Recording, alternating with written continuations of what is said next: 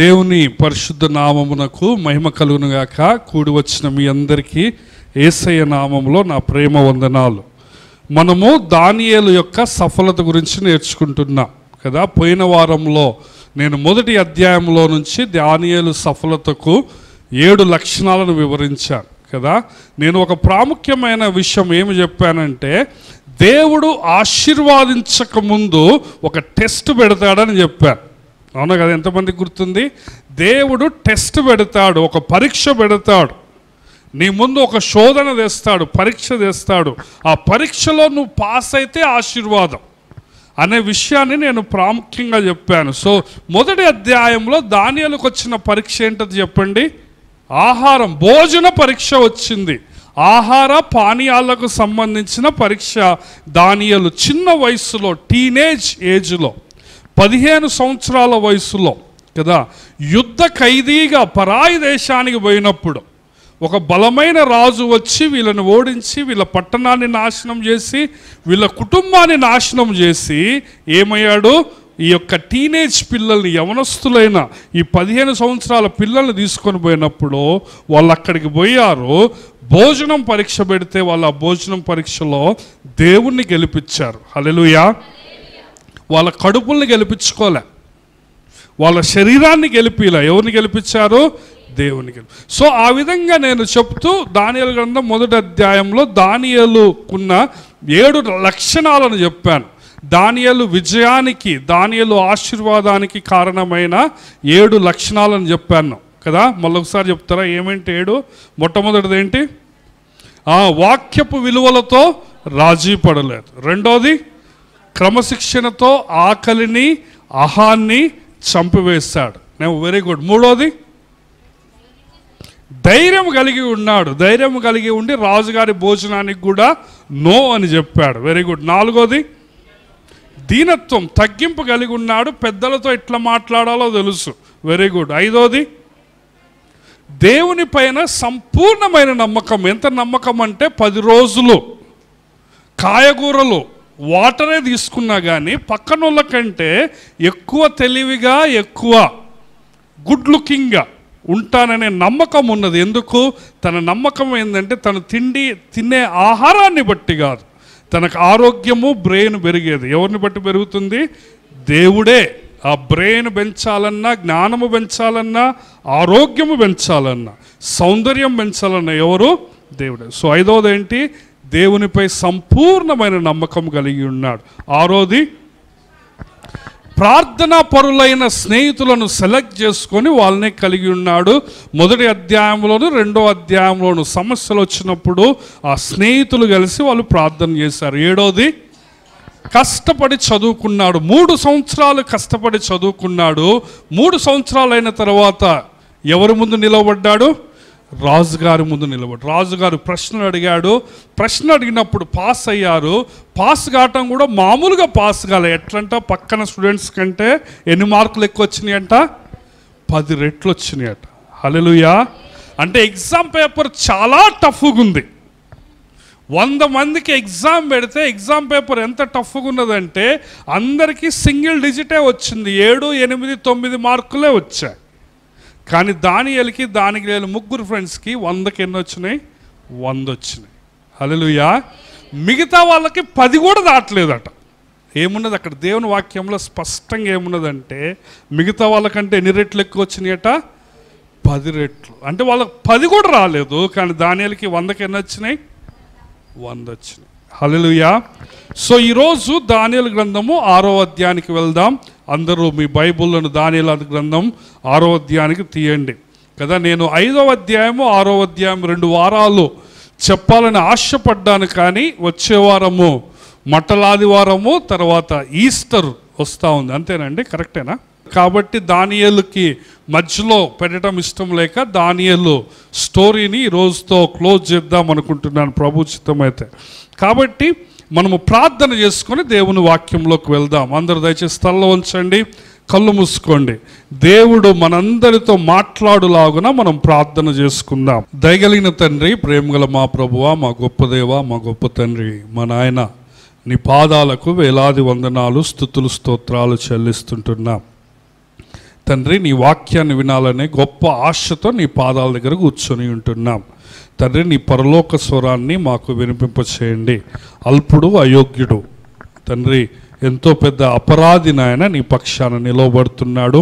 నీ దీన సేవకుని నీవు క్షమించి జ్ఞాపకం చేసుకుని నాయన, నీ నోటికి నాయన ఒక మంచి బోరగా వాడుకొని నాయన, నీ పరలోకపు బంగారు మాటలు మాకందరికీ దయచేసి నాయన, మమ్మల్ని అందరినీ నాయన నీ యొక్క పరలోక మన్నాతో తృప్తిపరచి ఆనందింపచేయమని ప్రార్థిస్తుంటున్నాం.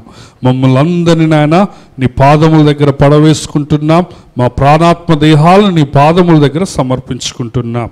నీకే వేలాది వందనాలు, స్తుతులు, స్తోత్రాలు చెల్లిస్తూ ఈ సమయాన్ని మా జీవితంలో దీవించి ఆశీర్వదించమని యేసు ప్రభు వారి శక్తిగల నామములో ఈ ప్రార్థన అడిగి వేడుకొనుచుంటున్నాము పరమ తండ్రి, ఆమేన్. సో ప్రభునందు ప్రియమైన దేవుని బిడ్డలారా, దానియేలు గ్రంథం 6వ అధ్యాయానికి వద్దాం. సో మొదటి అధ్యాయంలో దానియేలు వయసు ఎంతని చెప్పాను నేను? 15 సంవత్సరాలు మాత్రమే కదా.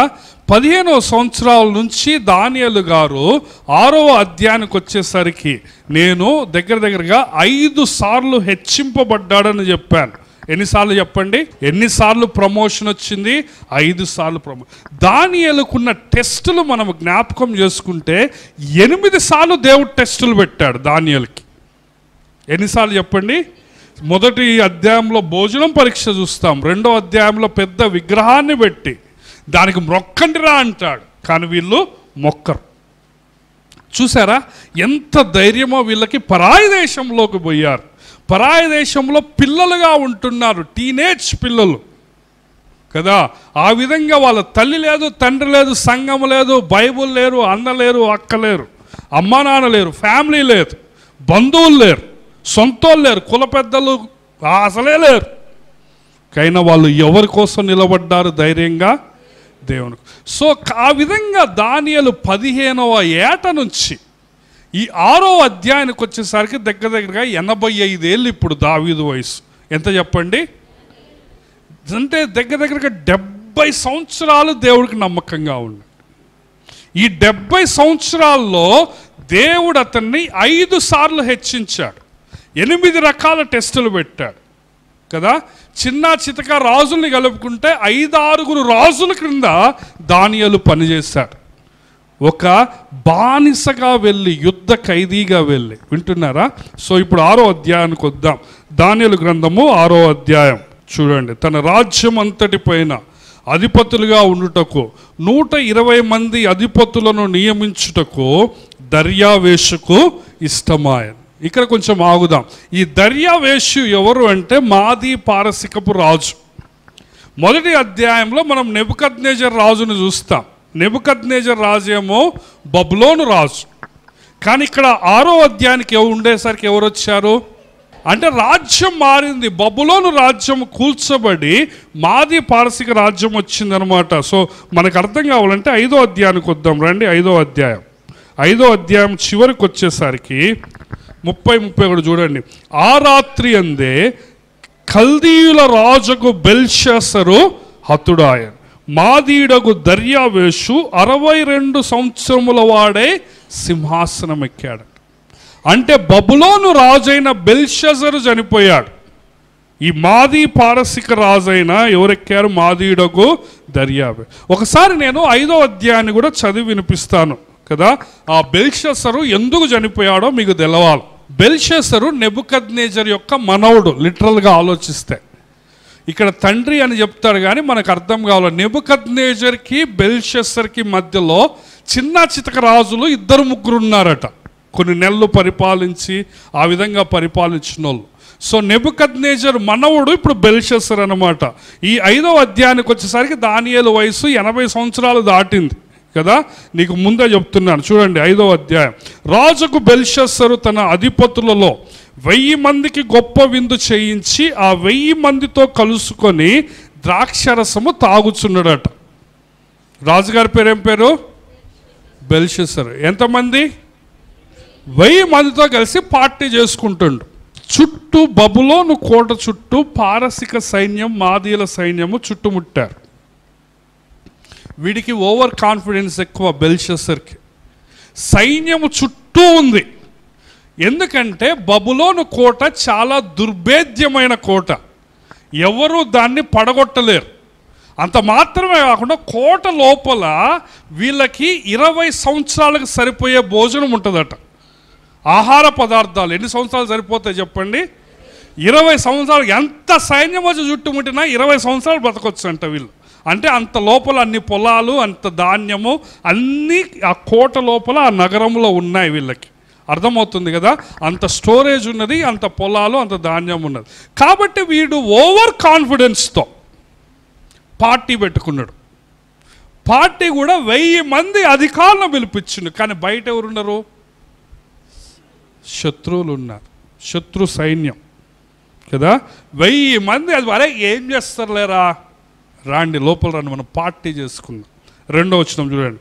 బెల్షస్సరు ద్రాక్షరసము త్రాగుచుండగా తానును తన అధిపతులను, తన రాణులను, తన ఉపపత్నులను వాటిలో ద్రాక్షరసం పోసి తాగునట్లు తన తండ్రి యగు నెబుకద్నెజరు యెరూషలేము ఆలయములో నుండి తెచ్చిన వెండి బంగారు పాత్రలు తీసుకురాండి అంటున్నాడు. మొట్టమొదటి తప్పు ఏంటంటే పార్టీ చేసుకోవటం ద్రాక్షరసం మందుతో. రెండో పెద్ద తప్పు ఈ పనికి మాలినోడు చేసేది ఏంటంటే, వీళ్ళ తాత ఉన్నాడుగా నెబుకద్నెజరు, ఆయన మొదటి అధ్యాయంలో మనం చూసాము కదా, యెరూషలేము దేవాలయాన్ని బడగొట్టి దేవాలయంలో బంగారు గిన్నెలు, ద్రాక్షరసానికి కప్పులు అవన్నీ ఉంటాయి దేవాలయంలో. ఆ బంగారు పరికరాలను తెచ్చి దాచిపెట్టుకున్నాడు. ఈ బెల్షస్సరు ఏమంటాడంటే 5 సర దాంట్లో తాగుదాం అంటాడు. ఏమైంది వీడికి? ఇప్పుడు పొయ్యే కాలం దగ్గర పడ్డది. ఏమైంది చెప్పండి? సో మొట్టమొదటి తప్పేంది? మందు పార్టీ పెట్టడం. మందు పార్టీ కూడా అధికారులందరినీ పిలిచి 1000 మంది అంటే మామూలు కాదు. నిజానికి వీటికి తగిన ఆధారాలన్నీ చరిత్రలో దొరికాయి. 1000 మందికి తగ్గ హాలు వాళ్ళ దగ్గర ఉన్నట్టు, అంత పెద్ద కోట ఉన్నట్టు. నిజానికి మీరు చరిత్రను చూస్తే 7 వింతల్లో, ప్రాచీన కాలంలోని 7 వింతల్లో బబులోను కోట, అందులో హ్యాంగింగ్ గార్డెన్స్ ఒకటి ఉంటుంది, ప్రాచీన పురాతన 7 వింతల్లో. సో ఆ విధంగా చేస్తూ ఉంటే సో అవన్నీ తెమ్మన్నాడట. సో జీవము గల దేవుని ఆలయములోని ద్రాక్షరసానికి వాడే, ఆ రొట్టెలకు వాడే బంగారు పరికరాలను తెప్పించుకున్నాడు. 3వ చూడండి. అందుకు వారు యెరూషలేములోని దేవుని నివాసముగు ఆలయంలో తీసుకున్న ఆ బంగారు పరికరాలను తెచ్చించగా రాజును, అతని అధిపతులను, అతని రాణులను, ఉపపత్నులను వాటిలో ద్రాక్షరసం పోసి తాగారు. ఎంత భయంకరం! 4వ వచనం చూడండి. వారు బంగారు, వెండి, ఇత్తడి, ఇనుము, కర్ర, రాయి అను వాటితో చేసిన దేవతలను స్తుతించు ద్రాక్షరసం తాగుతున్నారంట. 3వ తప్పు వీడు చేశారు. మొదటి తప్పు ఏం చెప్పాను? మందు పార్టీ. 2వ తప్పు ఏంది? ఆలయంలో తెచ్చుకోవటం. 3వ తప్పు ఏంటంటే ఈ పాత్రలో తాక్కుంటా బంగారం, రాయి, వెండి, ఇత్తడి, మన్ను, మశానము, కర్ర వీటితో చేసిన విగ్రహాలను స్తుతిస్తున్నాడట. అర్థమవుతుందా? ఎంత పొయ్యే కాలం వచ్చింది వీడికి? అర్థమవుతుందా? ఎంత గర్వం, ఎంత పొగరున్నది వీడికి. ఆ యెరూషలేము ఆలయంలో తెచ్చిన పరికరాలు తాగుతూ ఆ అన్య విగ్రహాలను, అన్య దేవతల దగ్గరికి పోతున్నాడు, అన్య దేవతలు స్తుతిస్తున్నాడు.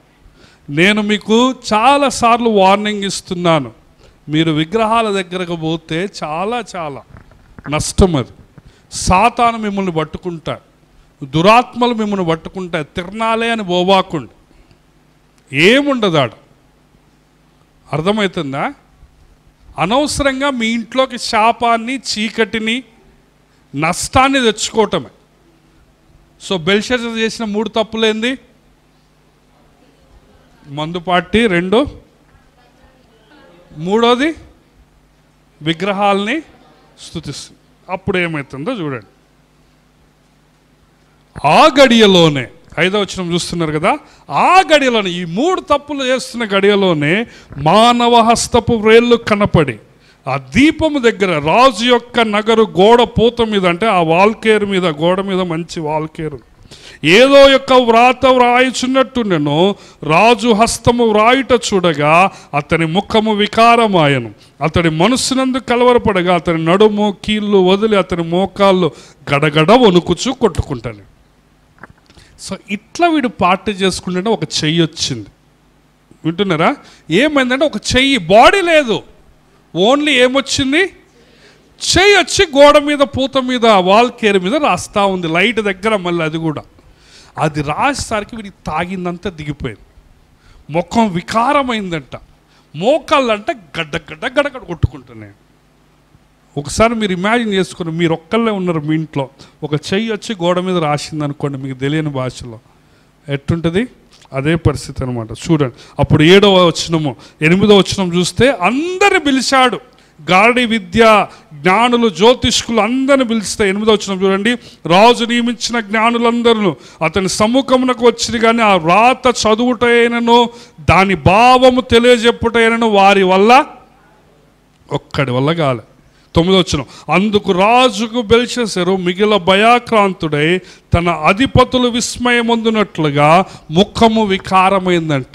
ఎంత ముఖం వికారమైందంటే చూసేటోళ్ళకు కూడా టెన్షన్ పడ్డది, వీడు చచ్చిపోతాడేమో అని. తాగింది మొత్తం దిగిపోయింది. కొంతమంది మజ్జిగ పెరుగు అది కలుపుతారు కదా దిగాలని, ఒక్క చెయ్యి వచ్చి ఒక్క రైటింగ్ చూడడం ఏమైంది? మొత్తం 1000 మంది రాజు పార్టీ మొత్తం దిగిపోయింది. సో 10వ వచనం చూడండి, రాజునకు అతని అధిపతులకు జరిగిన సంగతి రాని తెలుసుకొని విందు గృహమునకు వచ్చి ఇట్లా, నేను రాజు చిరకాలము జీవించిన గాక, నీ తలంపులు నిన్ను కలవరపరచు. ఇప్పుడు రాజమాత వస్తూ ఉంది, ఈమె నెబుకద్నెజరు కూతురు, బెల్షస్సర్కి తల్లి కదా.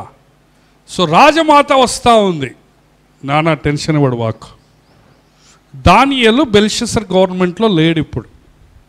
ఏమంటుందంటే, నువ్వు టెన్షన్ పడు వాకు, మన రాజ్యంలో ఒక ఆయన ఉన్నాడు, ఆయన్ని పిలిపిద్దాం. ఆయన ఎట్లా అంటాడంటే చూడండి 11వ వచనము, నీ రాజ్యములో ఒక మనుష్యుడు ఉన్నాడు, అతడు పరిశుద్ధ దేవతల ఆత్మ గలవాడు. నీ తండ్రి కాలములో అతడు దైవ జ్ఞానము వంటి జ్ఞానమును బుద్ధియు తెలివి గలవాడయునుట నీ తండ్రి కనుగొనను గనుక, నీ తండ్రి అయిన రాజుకు నెబుకద్నెజరు శకున గాండ్రకును గాఢ విద్య గల వారికి వాళ్ళందరికీ అధిపతిగా అతన్ని నియమించను. 12 చూడండి, ఈ దానియేలు శ్రేష్టమైన బుద్ధి గలవాడే, కలలు తెలియజేయుటకు, మర్మములు బయలుపరచుటకు, కఠినమైన ప్రశ్నలకు ఉత్తరమిచ్చుటకు జ్ఞానమును తెలివి గలవాడుగా కనపడిన గనుక రాజు అతనికి బెల్తషాజర్ అని పేరు పెట్టాడు. ఈ దానియేలుని పిలిపి అతడు గోడ మీద ఏం రాసిండో దాని భావం చెప్తాడు అని చెప్పింది. ఎవరు? రాజమాత. దానియేలు ఎట్లా అంటాడని చెప్పండి. మొదటి అధ్యాయంలో ఇన్ని విషయాలు మనం చూడం దానియేలు గురించి. ఇంత జ్ఞానం, ఇంత చదువు. అంటే నేను మీకేం చెప్తున్నానంటే, దానియేలు యొక్క ఎడ్యుకేషన్, దానియేలు యొక్క లెర్నింగ్, దానియేలు యొక్క విద్య మొదటి అధ్యాయంతో అయిపోలే. వయస్సు పెరిగే కొద్దీ దానియేలుకి జ్ఞానం ఏమైంది చెప్పండి? పెరిగింది. పోయిన సంవత్సరం జ్ఞానంకి ఈ సంవత్సరం జ్ఞానానికి నీలో మార్పు రావాలా, నీ జ్ఞానం పెరగాల. నువ్వు ఎన్ని పుస్తకాలు చదువుతున్నావు, దేవుని వాక్యం ఎంత చదువుతున్నావు, ఏమి వింటున్నావు, నువ్వు జ్ఞానం ఎంత పెంచుకుంటున్నావు. పోయిన సంవత్సరం జ్ఞానానికి ఈ సంవత్సరం జ్ఞానానికి నీలో మార్పు లేదంటే నిన్నేమనాలా? ఎట్లా జ్ఞానం ఎట్లొస్తుంది? బుక్స్ చదివితే వస్తుంది, దేవుని వాక్యం చదివితే వస్తుంది, ప్రార్థన చేస్తే వస్తుంది కదా, టైం వేస్ట్ చేయకుండా కష్టపడి చదువుకుంటే వస్తుంది, అవునా కాదా? సో దానియేలు జ్ఞానం పెరిగింది. సో ఇవన్నీ వచనాలు చెప్పాలంటే టైం లేదు, కానీ 13వ వచనంలో దానియేలు పిలిపిస్తారు. పిలిపించి 13వ వచనంలో ఏమంటాడంటే, నువ్వేనా దానియేలు అని అడుగుతాడు. 14వ వచనం చూడండి, దేవతల ఆత్మ, వివేకము, బుద్ధియు, విశేష జ్ఞానము నీ యందున్నవని నేను విన్నాను. 15, 16 చూడండి.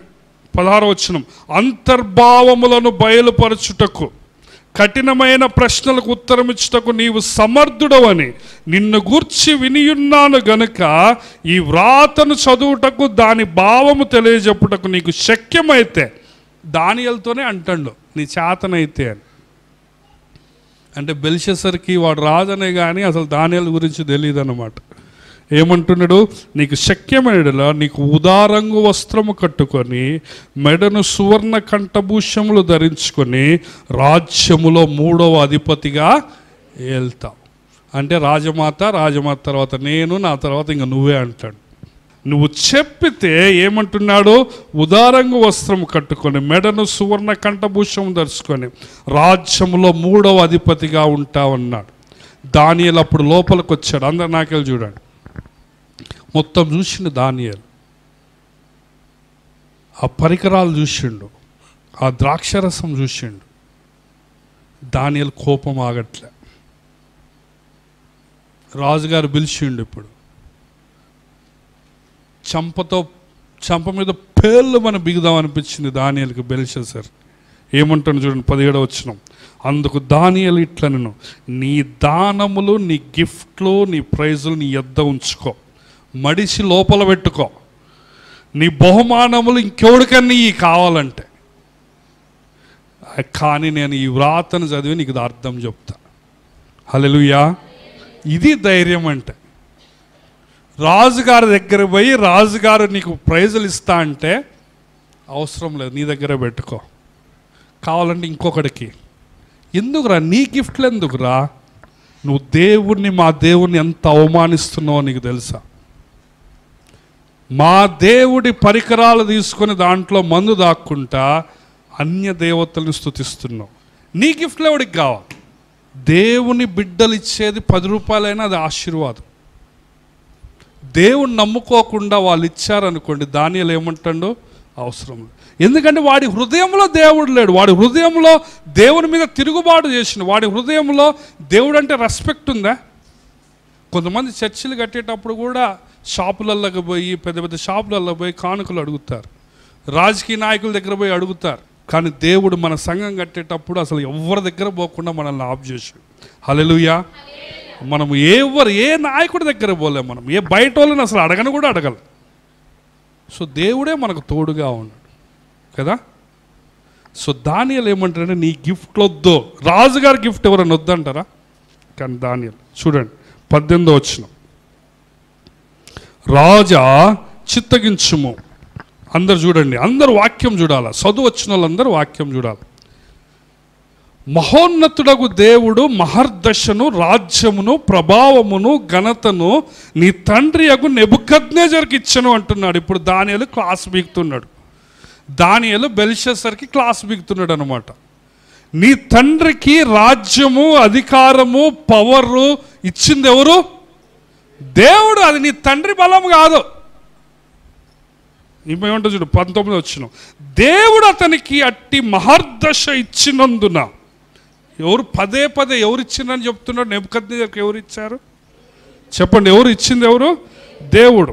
దేవుడు అతనికి అట్టి మహర్దశ ఇచ్చినందున ఈ నెబుకద్నెజరు ఎవరిని చంపాలనుకుంటే వాళ్ళని చంపిండు, ఎవరిని రక్షించాలనుకుంటే వాళ్ళని రక్షించిండు, ఎవరిని హెచ్చించగోరిండో వారిని హెచ్చించిండు, ఎవరిని పడేయాలనుకుంటే వారిని పడవేసిండు.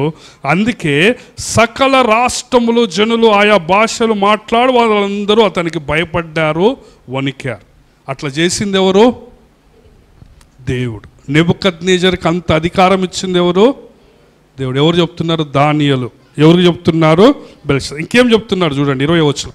అయితే అతడు మనస్సును అతిశయించి బలత్కారము చేయుటకు అతని హృదయము కఠినము చేసుకొనగా దేవుడు అతని ప్రభుత్వము అతని యొద్ద నుండి తీసివేసి అతని ఘనతను పోగొట్టాడట.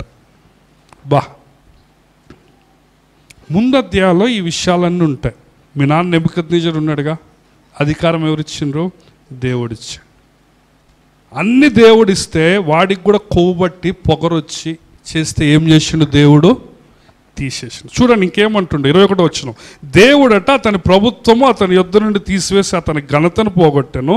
21 అందరు చూస్తుండ్రా. అప్పుడు అతడు మానవుల యొద్ద నుండి తరమబడి పశువుల వంటి మనస్సు గలవాడై.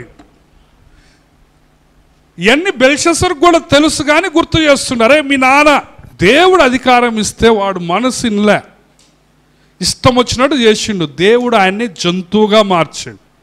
నెబుకద్నెజర్ కొన్ని సంవత్సరాలు ఏడున్నాడు, అడవిలో జంతువులాగున్నాడు. చూడండి, అప్పుడు అతడు మానవుల యొద్ద నుండి తరమబడి పశువుల వంటి మనస్సు గలవాడాయను. మహోన్నతుడకు దేవుడు మానవుల రాజ్యములలో ఏలుచు ఎవరిని స్థాపింపగోరునో వారిని స్థాపించునని అతడు తెలుసుకొను వరకు అతడు అడవి గాడిదల మధ్య నివసించుచు పశువుల వలె గడ్డి మేయుచు వర్షానికి ఆకాశపు మంచు చేత తడిసిన శరీరము గలవాడు. చూసారా, దానియేలు జ్ఞానముతో చరిత్ర మొత్తం 3 వచనాలు చెప్పాడు. మీ నాన్నకి దేవుడు అధికారం ఇచ్చిండు, పవర్ ఇచ్చిండు, అన్ని ఇచ్చిండు. మా దేశాన్ని కూడా మీ నాన్నకి ఇచ్చిండు మేము పాపం చేసినప్పుడు. కానీ మీ నాన్న ఏమైండు, మదం బట్టి విర్రవీగాడు, దేవుణ్ణే మర్చిపోయిండు. దేవుడు జంతువునిగా చేసిండు, అడవి గాడిదలతో ఉన్నాడు అని చెప్తాడు. చూడండి 22వ వచనం చూడండి. బెల్షస్సరు, అరే బెల్షస్సర్ అన్నట్లు అనమాట. బెల్షస్సరు అతని కుమారుడగు నీవు ఈ సంగతి అంతయు ఎరిగి ఉండి నీ మనస్సును అణుచుకొనక పరలోకమందున్న ప్రభువు మీద నిన్ను నీవే హెచ్చు. అందరు నాకెళ్ళి చూడండి. అరే బెల్షస్సర్, ఈ తెలిసి కూడా నువ్వు ఇంత చేసినవంటే నిన్నేమనాలరా? నీ తండ్రికి దేవుడు అధికారం ఇచ్చినప్పుడు మదం బట్టి గర్వంతో చేసినందుకు శిక్ష వచ్చింది. ఎవరిచ్చారు? దేవుడిచ్చిండు. నీకు తెలిసి కూడా మళ్ళీ మందుపాటి పెట్టి బంగారపు పరికరాలు ఆలయం నుంచి తెచ్చి మళ్ళీ విగ్రహాలని స్తుతిస్తూ చేసినామంటే అసలు నిన్నేమనాలా? ప్రియమైన దేవుని బిడ్డలారా, దేవుడు నీకంటే ముందు కొంతమందిని కొన్నిసార్లు శిక్షించిండు వాళ్ళు చేసిన తప్పులకి. అవునా కదా? మీ నాన్న కావచ్చు, మీ తాత కావచ్చు, మీ ఇంటి పక్కన వాళ్ళు కావచ్చు, మీ ఫ్రెండ్స్ కావచ్చు. వినాలా, దేవుడు కొంతమందిని శిక్షించిండు గతంలో. మనకు తెలిసిన వాళ్ళు ఉన్నారా లేరా అట్లాంటి వాళ్ళు? కానీ మనం అవి తెలిసి కూడా చేస్తున్నామంటే మనల్ని ఏమనాలి? దానియేలు అడుగుతున్నాడు ఇప్పుడు, అరే బెల్షస్సర్, ఇదంతా మీ నాన్నకు జరిగిందని తెలుసు.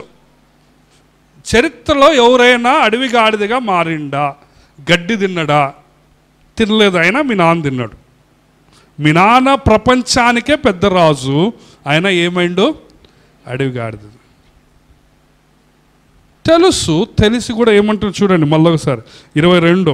బెల్షస్సరు అతని కుమారుడవగు నీవు ఈ సంగతంతా ఎరిగి ఉండి పరలోకమందున్న ప్రభువు మీద నిన్ను నీవే హెచ్చించుకుంటావు. ఎట్లా హెచ్చించుకున్నాడట? నీవును, నీ అధిపతులను, నీ రాణులను, నీ ఉపపత్నులను దేవుని ఆలయ సంబంధమగు ఉపకరణములలో, పరిశుద్ధ ఉపకరణములలో ద్రాక్షరసం పోసి తాగవలనని వాటిని తెచ్చుకొని వాటితో త్రాగుచు చూడనివైనను, విననివైనను, గ్రహింపవైనను, నడవనివైనను, మాట్లాడివైనను చేతగాని, ఆ విగ్రహాలు ఎట్లాంటివి అంటే చెప్పండి, చేతగాని వెండి, బంగారు, ఇత్తడి, ఇనుము, కర్ర, రాయి అను వాటితో చేయబడిన దేవతలను స్తుతించితిరి గనుక నీ ప్రాణమును నీ సకల మార్గములను ఏ దేవుని వశమున ఉన్నవో ఆయన నీవు గణపరచు. ₹1,00,00,000 మాటలు ఈ వచనాలని. అరే బెల్షస్సర్, మీ నాన్నకు తెలిసి కూడా నువ్వు తప్పు చేసినావు. ఎట్లంటే దేవుడి పరిశుద్ధమైన ఉపకరణాలలో మందు తాగినావు, మళ్ళీ చేతగాని దేవతల్ని ఏం చేసినావు? స్తుతించు. అందుకేరా ఈ చెయ్యి వచ్చి రాసింది. వింటున్నారా? కాబట్టి మనం ఇక్కడ ఒకటి నేర్చుకోవాలండి. పాయిజన్ తాగితే మరణము అని మనకు తెలుసు, తెలిసి కూడా తాగుతున్నావు అంటే నిన్నేమనాలా? సిగరెట్ తాగితే ఊపిరితిత్తులు పాడైపోయినాయని తెలుసు. చాలామంది సినిమా స్టార్టింగ్లో వేస్తారు. ప్రతిసారి వేస్తారు, గుట్కా తినొద్దు అయినా తింటున్నావంటే అసలు నిన్నేం చేయాలి? మీ నాన్న అట్లా అయిండు, మీ నాన్న గాడిదలాగా మారిండు, అయినా నువ్వు తెలిసి చేసినావు అంటే నిన్నేమనాలా? ఏ బండతో కొట్టాలా నిన్ను? అందుకే నాకు నీ గిఫ్టులు వద్దు, అవన్నీ నువ్వు లోపల పెట్టుకో. అట్లాంటి వాడు గిఫ్ట్లు అవసరమా? అసలు దానికి అర్థమైంది, ఈ నైట్ ఈడు అయిపోతాడని అర్థమైంది. ఎందుకంటే చూడండి, 21, 24 కావున ఆయన ఎదుట నుండి, ఎవరు ఎదుట నుంచి? దేవుని దగ్గర నుంచి ఈ అరచేయి వచ్చి ఈ రాతను రాసింది. దాని అర్థం ఏంటంటే మెనే టెకెల్ ఉపార్సి. దాని అర్థం అంతా చాలా ఉంటుంది, కానీ 26వ వచనం టెకెల్ అనగా ఆయన నిన్ను త్రాసులో తూచగా నీవు తక్కువ కనపడ్డావట. ఆ రాసిన దాని అంతా అర్థం చెప్పాలంటే టైం లేదు, కానీ సింపుల్గా అర్థమైందంటే ఆయన నిన్ను త్రాసులో పెట్టి దూషిండు, నువ్వు తక్కువైన. దేవుడి త్రాసు ఎట్లుంటుందో ఒకసారి ఆలోచించండి. మనము చేపలు కొనటానికి పోయినాం అనుకో, కేజీ చేప కొందాం అనుకున్నాం, 950 గ్రాములు ఉంది. 50 గ్రాములు తక్కువైతే మనం ఏం చేస్తాం? తీసుకొని వస్తాం. కానీ దేవుడు అట్ట కాదు, 999 గ్రాములు ఉన్నా కానీ నరకమే. అక్కడ ఏమంటారు? ఎక్కువ, చాలా తక్కువగా కనపడ్డాం అన్నాడా? 26వ వచనం చూడండి, అందరు చదవండి గట్టిగా. 26వ వచనం, 1 గ్రాము తక్కువైనా కానీ రిజెక్ట్. ఈ బెల్షస్సరు ఏమవుతుందంటే ఆ నైట్ చుట్టూ ఏముందని చెప్పాను? కోట చుట్టూ మాది పారసిక సైన్యం. వీడు పార్టీ చేసుకుంటుంటే ఒక కాలువ, యూఫ్రటీస్ నది ఆ కోట కింద నుంచి ఆ నగరానికి వాటర్ సప్లై చేస్తారు. చరిత్ర చెప్తున్నాను నేను, ఇవన్నీ చరిత్రలో రికార్డ్ అయ్యాయి. వాళ్ళు ఏం చేశారంటే ఆ కాలువను మళ్ళిచ్చారు. సైన్యం అంతా ఏం చేశారు? ఆ కాలువని మళ్ళిచ్చి ఆ ఎండిపోయిన కాలువ దారి ఉంటుంది కదా, దాంట్లో నుంచి వచ్చారు, రాజుగారి దగ్గరకు పోయారు. ఈ టెకేల్ అనగా ఆయన నిన్ను త్రాసులో తూచగా నీవు తక్కువగా కనపడు. ఫెరేస్ అనగా నీ రాజ్యం నీ యొద్ద నుంచి విభాగింపబడి పారసీకులకు. 28, 29లో వద్దన్నా కానీ బంగారు హారం అవన్నీ వేశారు. 30వ వచనం చూడండి, ఆ రాత్రి అందే కల్దీల రాజుకు బెల్షస్సరు హతుడా. ఏ రాత్రి అండి? ఎప్పుడైతే వచ్చిందో 1 గంట లోపల ఇవన్నీ జరిగిపోయాయి. మరణ శాసనం, దీన్ని ఏమంటాం మనము? నీవు నీ తండ్రికి జరిగిన దాని నుంచి నువ్వు బుద్ధి తెచ్చుకోలేదంటే, నీ ఫ్రెండ్స్కు జరిగిన దాని నుంచి నువ్వు బుద్ధి తెచ్చుకోలేదంటే, నీ ఇంటి పక్కన వాళ్ళకి ఇలా జరిగిన దాని నుంచి నువ్వు బుద్ధి తెచ్చుకోలేదంటే ఏమవుతుంది? త్రాసులో తూచగా ఏమయ్యా? తక్కువ కనపడ్డా. కాబట్టి ఆ నైట్ ఏమైపోయింది? వీడేమనుకుంటూ నా కోట ఎవడు ఏం చేయలేడు అనుకున్నాడు. ఎవరు? బెల్షస్సరు. వాళ్ళు 20 సంవత్సరాలు చుట్టుముట్టినా కానీ నాకేం కాదు అనుకున్నాడు. కానీ ఏమైంది? వాళ్ళు కాలువని పక్కకు మళ్ళిచ్చారు, ఆ సందులో నుంచి వచ్చారు, సైన్యం అంతా వచ్చింది, అయింది. చూడండి 31వ వచనం, మాదీయుడకు దర్యావేషు 62 సంవత్సరాల వాడే సింహాసనం. బబులోను రాజ్యము ఆ విధంగా పతనమైపోయింది. గొప్ప ప్రపంచాన్ని ఏలిన బబులోను రాజ్యం, ప్రపంచంలోనే అతి స్ట్రాంగ్ ఫోర్టిఫైడ్ సిటీ కట్టుకున్న బబులోను కోట, గొప్ప బబులోను రాజ్యం ఎట్లా ఎండ్ అయిపోయింది? ఏమన్నా నెలలు జరిగినాయి యుద్ధాలు? ఎంతసేపు జరిగింది యుద్ధం? గంటే. ఎట్టుంటుంది ఇది? సముద్రం అంతా ఇది, ఇంటి పక్కన మురికి కాలంలో పడి చచ్చినట్టు లేదు, ఉన్నదా లేదా? ప్రపంచాన్ని గడగడలాడించిన బబులోను రాజ్యం ఏమైపోయింది? 1 గంటలో, సింపుల్, పెద్ద యుద్ధం జరగలేదు. వాడు మంది దాకా ఉన్నాడు, వచ్చింది, అందరు 1000 మందిని వేసిపడేశారు. ఎవరు? దానియేలు. మీరా సార్? మీరు కొంచెం పక్కన కూర్చోండి సార్ అన్నారు. అందరినీ 1000 మందిని అయిపోయింది, రాజ్యం మారిపోయింది. ఎంతలోకి? ఎంతసేపు? ఇప్పుడు 6వ అధ్యాయానికి వద్దాం. ఇప్పుడు ఎవరు వచ్చారు? రాజు ఎవరు చెప్పండి? ఇప్పుడు దర్యావేష్. చెప్పండి ఎవరు? కొత్త రాజ్యం మారిపోయింది. 1000 మంది అయిపోయారు, బెల్షస్సరు హతుడయ్యాడు. కొత్త గవర్నమెంట్ ఇప్పుడు. అప్పుడు ఏమైంది, ఆరో అధ్యాయంలో తన రాజ్యమంతటి మీద అధిపతులుగా ఉన్నట్టుకై 120 మంది అధిపతులు నియమించటకు దర్యావేష్కి ఇష్టమైందట. వారిపైన 3 ప్రధానులుగా నియమించాడు. ఆ 3లో దానియేలు ముఖ్యుడు. బాబా, రాజ్యం మారింది, రాజులు మారారు, గవర్నమెంట్ మారారు, కానీ ఎవరు మారట్లేదు? దానియేలు మారట్లే.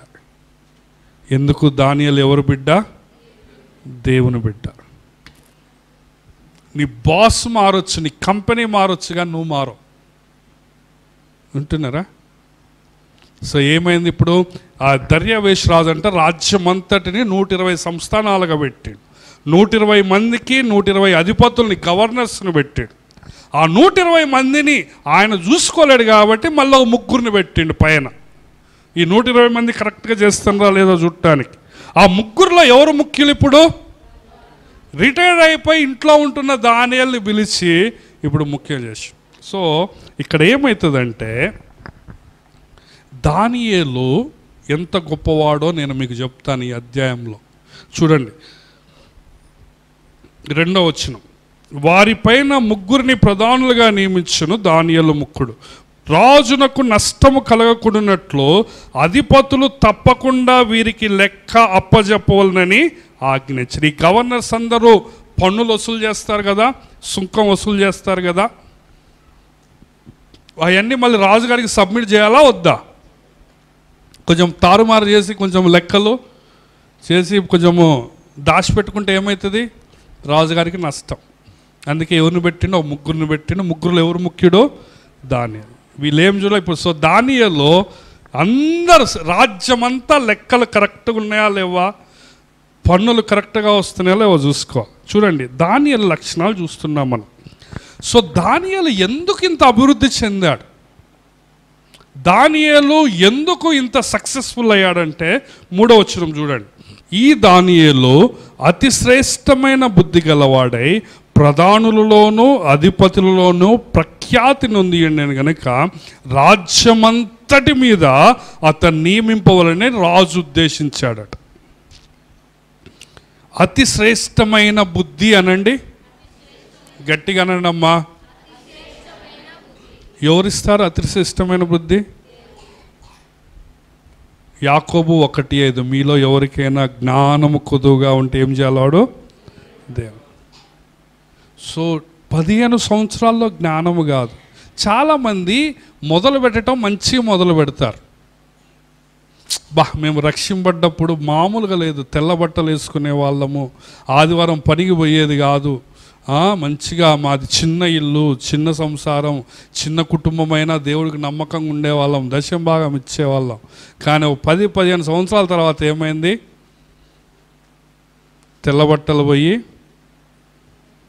అన్నీ మొత్తం దశం భాగం లేదు, ఏం లేదు. ఇప్పుడు ఇల్లు పెరిగింది, ఇల్లు పెద్దదైంది, సంసారం పెరిగింది, కానీ విశ్వాసం ఏమైపోయింది? తగ్గిపోయింది.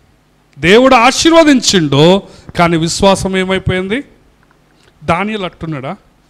15 సంవత్సరాల్లో విశ్వాసం ఎట్టుందో 85కు పోయేసరికి విశ్వాసం పెరిగిందా తగ్గిందా? నువ్వు ఎట్లా మొదలు పెడుతున్నావు అన్నది ముఖ్యం కాదు. ఏది ముఖ్యం? ఎట్లా ముగిస్తున్నావు అనేది ముఖ్యం. వచ్చి ఫస్ట్ బాల్ 6 కొట్టిండు, 2వ బాల్ 4 కొట్టిండు, 3వ బాల్ అవుట్ అయిండు. ఏం ఉపయోగం? వాడు మొదలు పెట్టడం 6లే, 2 6లు కొట్టి 3వ బాల్ అవుట్ అయితే ఎవడికి ఉపయోగం? వాడు. కానీ ఎట్లా ఫినిష్ చేస్తున్నావు? సో దానియేలు నుంచి మనం ఏం నేర్చుకోవచ్చు చెప్పండి?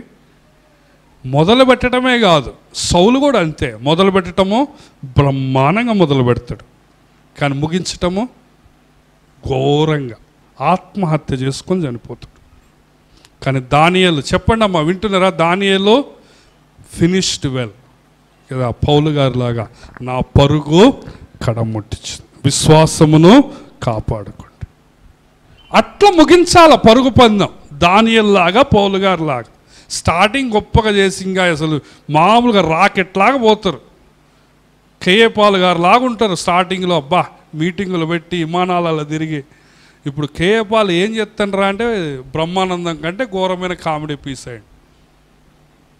ఉపయోగం ఉంది ఎవరికన్నా?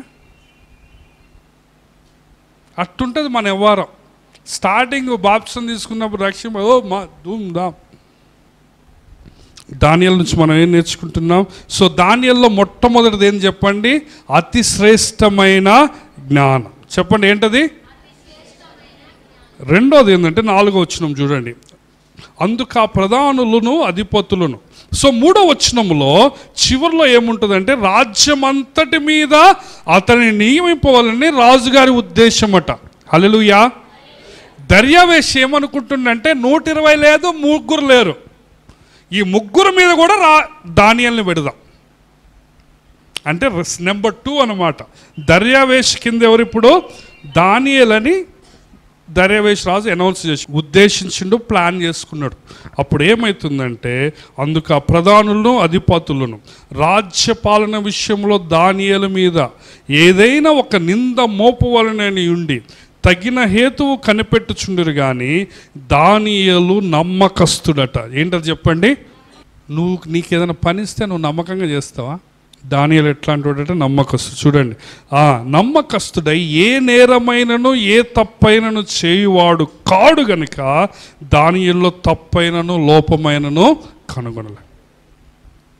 అతి శ్రేష్టమైన బుద్ధి, తప్పు చేయడట, నమ్మకస్తుడట. మనం మనుషులు చూస్తే మనం పని ఒకలాగుంటుంది, మనుషులు లేకపోతే ఒకలాగుంటుంది.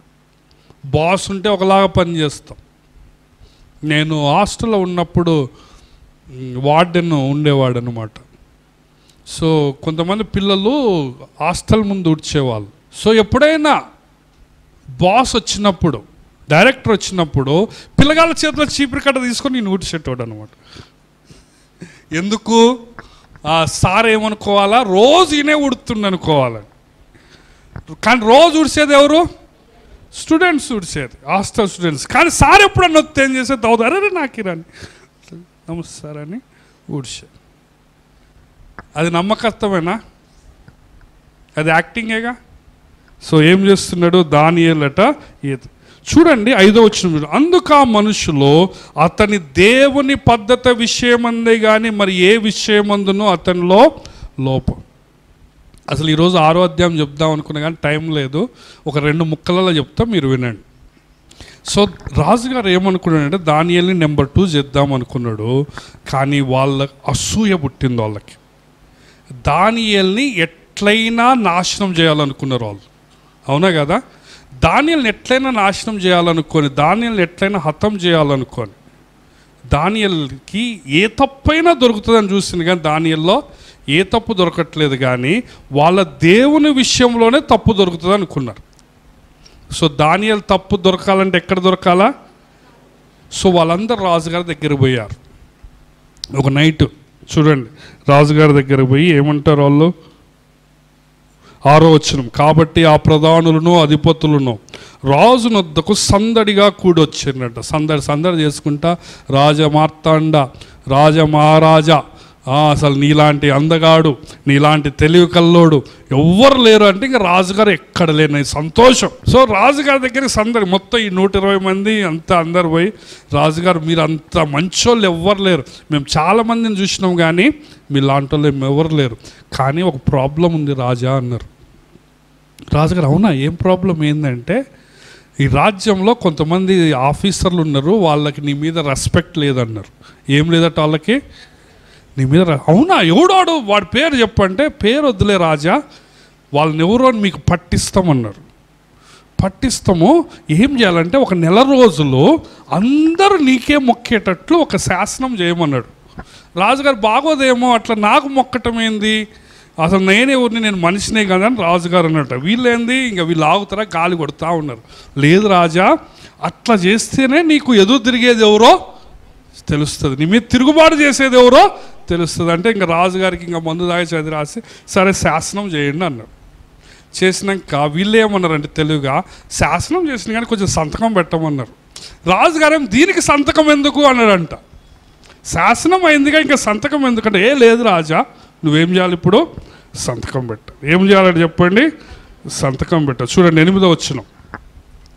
మాదీయుల యొక్కయు పారసికుల యొక్క పద్ధతిని అనుసరించి స్థిరమగు శాసనముగా ఉండినట్లు దాని మీద సంతకము చేయమని మనవి చేసి. సో ఇప్పుడు ఆ సంతకము శాసనం ఏంది చెప్పండి? నెల రోజులు అందరు ఏం చేయాలా? రాజుగారినే పూజించాలి. కానీ వీళ్ళు ఎందుకు ఆ శాసనం ఎందుకు చేశారు? వీళ్ళు మనకు తెలుసు ఎందుకు చేశారు. దానియేలుని ఏం చేయాలని? పట్టియటమా? ఇంకా చెప్పండి మంచిగా. దానియేలుని ఏం చేయాలని? హతం చేయాలని. ఎందుకు? సో ఒక్క మనిషిని చంపడానికి ఎంత పెద్ద ప్లానో చూడండి. ఇంతమంది సందడిగా పోయి రాజుగారితో చెప్పి రాజుగారిని మాయమాటల్లో పెట్టి సంతకం పెట్టించారు. ఒక్క చిన్న సంతకం, చిన్న పెట్టండి, రాజుగారు పెట్టేసి. సో 9వ వచనం, కాగా రాజుకు దర్యావేషు శాసనము రాయించి సంతకం, రాజుగారిని మాయలో పెట్టి సంతకం చేశారు. 10వ వచనం చూడండి, ఇట్టి శాసనము సంతకము చేయబడినని దానియేలు తెలుసుకొనినను. 85 సంవత్సరాల దానియేలు అతడు తన ఇంటికి వెళ్ళి యథాప్రకారముగా, అంటే గత 85 సంవత్సరాలు చేసిన విధముగా యథాప్రకారముగా అనుదినము ముమ్మారు మోకాల్లోని తన ఇంటి పైగది కిటికీలు యెరూషలేమునకు తట్టునకు తెరవబడి ఉండగా తన దేవునికి ప్రార్థన చేయొచ్చు, ఆయనను స్తుతించవచ్చు. ఒకసారి నాకెళ్ళి చూడండి. దానియేలు పోయి నేను లేకుండా సంతకం ఎట్ట చేస్తామని రాజుగారిని అడగల. నేను నెంబర్ 2 కదా, నన్ను ఒక్క మాట అడగాలని అడగలే. రాజుగారి దగ్గర పోయి, రాజా నేను వీళ్ళు మోసం చేశారు, సంతకం పెట్టడం మంచిది కాదు, కొంచెం మార్చని రాజుగారిని అడగలే. లేకపోతే ఈ నెల రోజులు సీక్రెట్గా ప్రార్థన చేద్దాం అనుకోలే. 85 సంవత్సరాల నుంచి వింటున్నారా? యవనస్తులు వింటున్నారా? 85 సంవత్సరాల నుంచి ఏ విధంగా రోజుకి 3 సార్లు కిటికీలు తీసి అందరికి కనపడేటట్టు ప్రార్థన చేస్తున్నాడు. శాసనమైన సంతకమైన అట్లనే చేస్తున్నాడు. హల్లెలూయా! గట్టి చప్పట్లు కొట్టండి.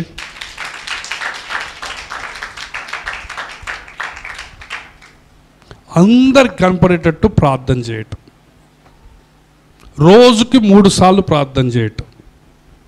ఈరోజు మీరు ఒక తీర్మానం చేసుకుంటారా? ఏమని? రోజుకు 3 సార్లు ప్రార్థన చేస్తానని. ఒక్క 5 నిమిషాలు రోజుకు 3 సార్లు ప్రార్థన చేస్తాను. ఎన్ని సంవత్సరాలు చేసిన దానియేలు అట్లా చెప్పండి? ఎన్ని సంవత్సరాలు? మోకాళ్ళ మీద. ఎన్నిసార్లు రోజుకి? కొంతమంది హోటల్లో పెళ్ళిళ్ళల్లో భోజనాలు చేయడానికి పోయినప్పుడు ప్రార్థన చేయడానికి సిగ్గుపడతారు. వామ్మో అని మనుషులు కళ్ళు తెరిచి ప్రార్థన చేసి తింటారు. దానియేలు ఆ టైపా? హోటల్లో తినేటప్పుడు ప్రార్థన చేస్తారా మీరు? పెళ్ళిళ్ళలో తినేటప్పుడు ప్రార్థన చేస్తారా కళ్ళు మూసుకొని అందరికి అర్థమయ్యేటట్టు? మీరు పనికి పోయే కాడ చెప్తున్నారా నేను యేసయ్య బిడ్డను? మీ చుట్టాలకు చెప్తున్నారా? దానియేలు మరణ శాసనం ఉందని కూడా చెప్పాడు. దానియేలుకు తెలుసు, నేను ప్రార్థన చేస్తే వీళ్ళు చూస్తారు, నన్ను సింహాల బోనులో పడేస్తారని. కానీ దానియేలుకి అంత ధైర్యం ఎక్కడి నుంచి వచ్చింది? అంటే రిస్క్ చేసుకోవడానికి ఇష్టపడ్డా. రస్కులు తింటాం కాదు, ఏం చేయాలి మీరు? రిస్క్ తీసుకుంటే అప్పుడు దేవుడు ఆశీర్వదిస్తాడు. హల్లెలూయా! సింహాల బోను ఏందో చూద్దాం అనుకున్నాడు దానియేలు. పడెత్తే బండి సింహాలు ఏం చేస్తే చూద్దాం అనుకున్నాడు. అంటే ప్రాణాన్ని లెక్క చేసిండా? సో చూశారు, పట్టించారు. కిందకు చూస్తే ఏముంటుందంటే చూడండి, రాజు సముఖమునకు వచ్చిన శాసన విషయమును బట్టి, రాజా 30 దినముల వరకు నీకు తప్ప మరి ఏ దేవుడికి మానవుడికి ఎవడు ప్రార్థన చేయకూడదు, ఎవడైనా చేస్తే వాడు సింహముల గుహలో పడేయాల అని మనవి చేయగా, రాజు మాదీయుల యొక్క పారసికుల యొక్క పద్ధతి ప్రకారం ఆ సంగతి స్థిరము, ఎవరిని దాన్ని రద్దుపరచలేరు. మీరు ఇంటికి వెళ్ళినాక చదువుకోండి. ఒక్కసారి సంతకం పెడితే అది క్యాన్సిల్ కాదు. రాజుగారు చాలా కష్టపడతాడు దానియేలుని తప్పించాలని, కానీ వీళ్ళు ఒప్పుకోరు. సింహాల బోన్లో పడేస్తారు. పడేసినప్పుడు ఏమవుతుంది? సింహాలు దానియేలుని పడేసినప్పుడు 85 సంవత్సరాల ముసలోడు. దానియేలుకి ఏమైనా దెబ్బ తగులుతుందేమోనని సింహాలట మంచిగా మెత్తగా క్యాచ్ పట్టుకొని దింపినాయట. హల్లెలూయా! ఎందుకు? గుంటలో పడేస్తే మళ్ళీ అసలుకే ముసలి బొక్కలు ఇరుగుతాయేమో అనుకొని సింహాలు ఏమైనాయి? క్యాచ్ పట్టుకొని దింపినాయి. దానియేలు ప్రార్థన చేస్తూ ఉన్నాడు సింహాల బోన్లో. సింహాలకు ఆకలైనా కానీ దేవుడు అంతా దూతను పంపించి సింహాల నోళ్ళని ఏం చేసిండో మూసి. తెల్లారేసరికి రాజుగారు ఎంటర్టైన్మెంట్లు బంద్ చేసిండు ఆ నైట్. ఇవన్నీ బైబిల్లో ఉన్నాయి. టీవీ లేదు ఆ నైట్. నాట్యం గీట్యం మొత్తం బంద్ చేసి తెల్లారిపోయేసరికి రాజుగారు తెల్లారంగలను పోయి, నీవు సేవించున్న దేవుడు నిన్ను బ్రతికించాడంటే లోపల నుంచి దానియేలు ఏమంటాడు, రాజు చిరకాలము జీవించు. హల్లెలూయా. అంటే దానియేలు బతికే ఉన్నాడు పొద్దునగా. సో దానియేలుని బయటికి తీస్తారు, వాళ్ళందరినీ సింహాల బోన్లో వేస్తారు. చూడండి అప్పుడు ఏమవుతుందో చూడండి. 20వ వచనం కూడా చూడండి. అతడు గుహ దగ్గరికి రాగానే దుఃఖ స్వరముతో దర్యావేషు రాజు దానియేలును పిలిచి, జీవము గల దేవుని సేవకుడైన దానియేలు, నిత్యము నీవు సేవించిన నీ దేవుడు నిన్ను రక్షించగలడు. 22, నేను నా దేవుని దృష్టికి నిర్దోషిగా కనబడితే గనుక ఆయన తన దూతను పంపి సింహాలు నాకు ఏ హాని చేయకుండా నోళ్ళను. తర్వాత 24 చూడండి.